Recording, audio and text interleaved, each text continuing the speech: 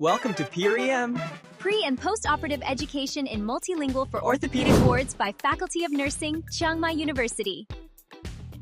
ဆက်လက်ပြီးခွဲစိတ်ပြီးနောက်အနာခွဲစိတ်မှုအကြောင်းအရေးကြီးသောအချက်အလက်များကိုမျှဝေလိုပါတယ်။အနာကိုဆော့ရှော့ရခြင်းရည်ရွယ်ချက်တွေကတော့ခွဲစိတ်ထားသောနေရာပိုးဝင်ခြင်းကိုကာကွယ်ရန်နှင့်အနာကျက်ခြင်းအားလေးမြန်စေရန်ဖြစ်ပါတယ်။နှစ်တခြားအနာဆေးထက်ခြင်းအားအနာကျက်စေခြင်းအတွက်အလုံးရေးကြီးပါတယ်။အနာကိုခွဲစိတ်ပြီး24နာရီအတွင်းပတ်တိမဖြစ်ရပါအနာကိုခွဲစိတ်ပြီး1ရက်2ရက်နေမှဆေးစားထည့်ရပါမယ်အချို့အနာများကတော့နေ့စဉ်ဆေးထည့်ရမလိုအပ်ပါဥပမာရီမဝင်တိတ်ကတ်ထားသောအနာများကိုဆရာဝန်ဆုံးဖြတ်ချက်တိုင်းအချိန်တိုင်းတာတစ်ခုထိထားရှိနိုင်ပါတယ်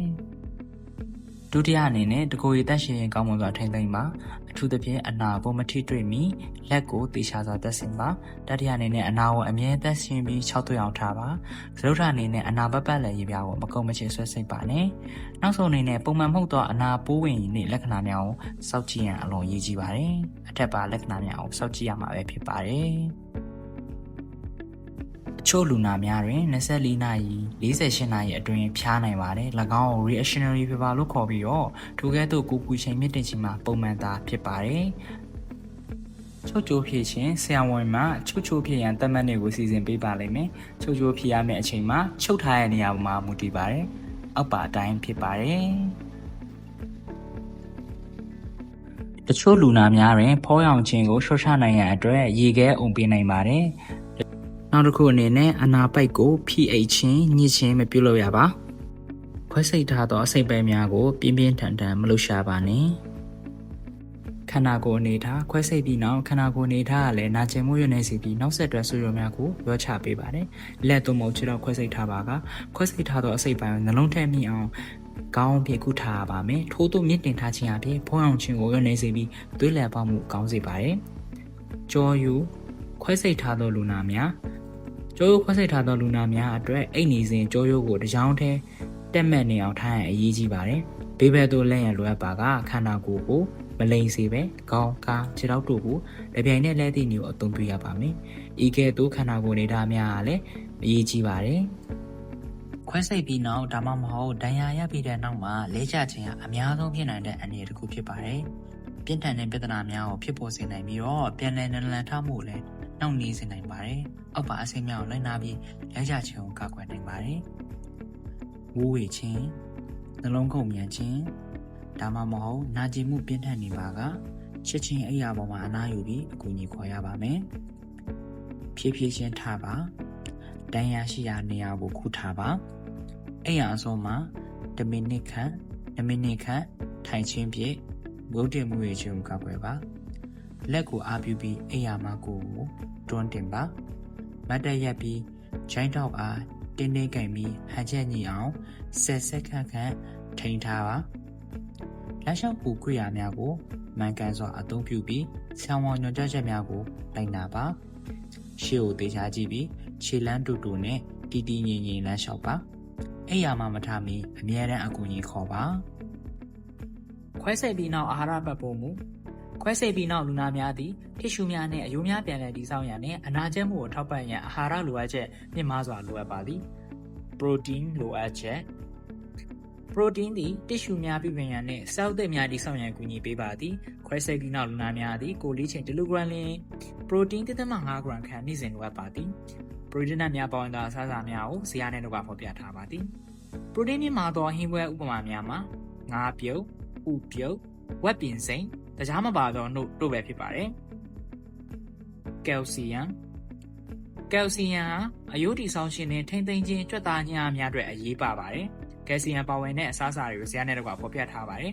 ကယ်လ်ဆီယမ်မြင့်မားသောအစားအစာဥပမာတွေကတော့တခြားမပါအဆီနည်းသောနှုတ်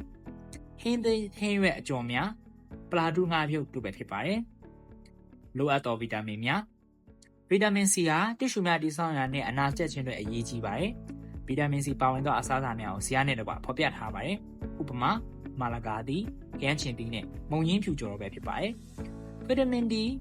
ဟာအယိုးတည်ဆောက်ခြင်းနဲ့ကယ်လ်ဆီယမ်စုပ်ယူမှုကိုကူညီပေးပါတယ်ဗီတာမင် D ပါဝင်တဲ့အရာတွေဖော်ပြထားပါတယ်ဥပမာတရားမပါတဲ့နှုတ်ဥပြုတ်အသေးအမဲအသေးအဝက်သေးတွေပဲဖြစ်ပါတယ်အခြားဗီတာမင်များမှာ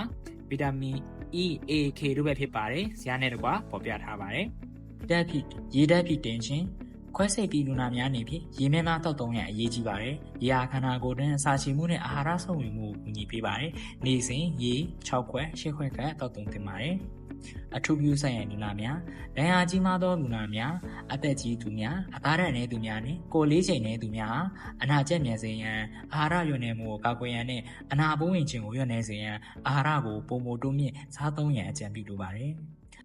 ကျွမ်းချံနေဖြင့်ယောဂခံရှိသောလူနာများဟာဆံဝါညွှန်ကြားထားသောအာဟာရဆိုင်ရာလမ်းညွှန်ချက်များကိုလိုက်နာစားသုံးသင့်ပါတယ်။ပိုးသက်ဆေးဆေးလက်ပတ်ခြင်းအရေးပါပုံပိုးသက်ဆေးကိုသတ်မှတ်ထားသည့်ရက်အထိဆေးပတ်လည်အောင်တောက်သုံးရန်အရေးကြီးပါတယ်။အကြောင်းမှာဆေးပတ်လည်ပါကပထမအချက်အနေနဲ့ခွဲစိတ်တန်ရာပိုးဝင်ခြင်းမဖြစ်စေရန်ကာကွယ်ပေးပါတယ်။ဘက်ထရီယာများကိုသိစေပြီးတန်ရာပြန်လည်ကောင်းမွန်လာခြင်းမှလည်းပိုးဝင်နိုင်သည့်ဖြစ်နိုင်ခြင်းကိုရှော့ချပေးပါတယ်။ဒုတိယအချက်အနေနဲ့အယိုးခွဲစိတ်မှုနဲ့ခွဲစိတ်ရာတွေထပ်ထွင်သောကိရိယာများဥပမာစတီယိုများစကရူများအစားထိုးအဆင့်များကိုလည်းပိုးမဝင်အောင်ကာကွယ်ပေးပါတယ်။ဒါရီယာအချက်အနေနဲ့ပိုးသက်ဆေးပတ်လည်အောင်တောက်သုံးခြင်းဖြင့်တန်ရာကိုလေးမြန်စွာအနာကျက်စေရန်အထောက်အပံ့ဖြစ်စေပါတယ်။နောက်ထပ်အရေးကြီးတဲ့အကြောင်းရင်းတစ်ခုကတော့အယိုးအတွင်းပိုးဝင်ခြင်းကိုကာကွယ်ပေးခြင်းများဖြစ်ပါတယ်။သတ်မှတ်ထားတဲ့အတိုင်းဆေးပတ်လည်အောင်တောက်သုံးခြင်းကဘက်ထရီယာများကိုထိန်းချုပ်ပြီးအယိုးကိုကာကွယ်ပေးပါတယ်။ပြင်စမအချက်အနေနဲ့ဆေးပတ်လည်အောင်တောက်သုံးခြင်းကစီးရင်ပါမှုအန်တရာယ်ကိုချော့ချပေးပါတယ်။စီးရင်ပါမှုဆိုသည်မှာဘက်ထရီယာပိုးများဆေးမတိုးတော့ဘဲပိုးတက်ရင်ခက်ခဲလာသည့်အခြေအနေကိုဆိုလိုပါတယ်။နောက်ဆုံးအချက်အနေနဲ့စစ်ပတ်လောင်တောက်သုံးခြင်းကခွဲစိတ်ပြီးနောက်ဘေးထွက်ဆိုးကျိုးများကိုရှော့ချပေးပြီးစီးရုံကိုပြန်လည်တက်ရမှုနှုန်းကိုလည်းရှော့ချစေနိုင်ပါတယ်။နောက်ထပ်အရေးကြီးတဲ့အချက်တစ်ခုအနေနဲ့တင့်တန်ရာကောင်းလာတယ်လို့ခန်းစားရတော့လဲ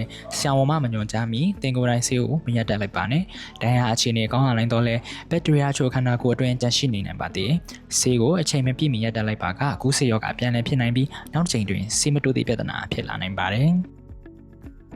နောက်ဆုံးအနေနဲ့နောက်ဆက်တွဲစစ်ဆေးမှုများအကြောင်းပြပြသွားမှာဖြစ်ပါတယ်။ဆေးချင်းရက်ချိန်များဟာတင်းရဲ့ပြန်လည်ကျန်းမာရေးအတွက်အရေးကြီးပါတယ်။ကျေးဇူးပြုပြီးသတ်မှတ်ထားသောရက်ချိန်များအတိုင်းလာရောက်ရန်နဲ့တင်းရဲ့ဆေးမှတ်တမ်းများတောက်နေသောဆေးစင်းများကိုတစ်ခါတည်းယူဆောင်လာရမည်ဖြစ်ပါတယ်။သို့တော်လည်းအရေးပေါ်လက္ခဏာများဖြစ်ပေါ်လာပါကရက်ချိန်ထိစောင့်စမ်းနေရမလိုပါဘူး။အောက်ပါလက္ခဏာများတွေ့ရှိပါကဆေးရုံသို့ချက်ချင်းလာရမှာဖြစ်ပါတယ်။ဆေးတောက်တော်လည်းမသက်သာသောနာကျင်မှုပြင်းထန်ခြင်းကိုယ်ပူချိန်မြင့်မားခြင်းအနာပတ်ဝန်းကျင်တွင်หนีရဲလာခြင်းရောင်ရမ်းခြင်းသွေးယိုခြင်းသို့မဟုတ်အနှံ့သက်မကောင်းခြင်းတို့ဖြစ်ပါကချက်ချင်းဆေးရုံသို့လာရမည်ဖြစ်ပါတယ်။သင်ဟာအယိုးသို့မဟုတ်အဆစ်ခွဲစိတ်မှုပြုလုပ်ထားပါကအဆစ်များတောက်တင်းလာခြင်းသို့မဟုတ်အယိုးသို့မဟုတ်ထပ်ထွင်ထားသောစတီယိုစကရူများလွှဲသလိုခံစားလာပါကချက်ချင်းဆရာဝန်နဲ့တွေ့ဆုံရန်လိုအပ်ပါတယ်။အချိန်မီကုသမှုသည်ရေရှည်ပြဿနာများကိုကာကွယ်ပေးနိုင်ပါတယ်။သင်ဟာကြောခွဲစိတ်မှုပြုလုပ်ထားတဲ့သူဖြစ်ပါကလက်ချွေများတွင်အားနည်းလာခြင်းသို့မဟုတ်ထုံကျင်ခြင်းများဖြစ်ပေါ်လာခြင်းလမ်းလျှောက်ရာတွင်အခက်အခဲရှိခြင်း C1 ထိန်းချုပ်လို့မရခြင်းသို့မဟုတ်နောက်ကျော်နိုင်ခြင်းမှုပြင်းထန်လာခြင်းတို့ဖြစ်ပါကချက်ချင်းဆေးရုံသို့လာရောက်ရပါမယ်။ဤလက္ခဏာများထဲမှာတွေ့ရှိခံစားရပါက